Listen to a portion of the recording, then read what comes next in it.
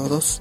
Este sábado 10 de agosto a las 3 de la tarde se va a llevar a cabo el partido entre Deportivo Garcilaso y Asociación Deportiva Tarma, correspondiente a la fecha 12 de la fase regional Zona Sur del Torneo de Reservas 2024.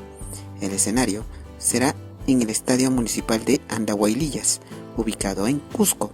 Esperemos de que haga un excelente partido y que gane el mejor. Mucha suerte para ambos equipos de reserva. Muchas gracias.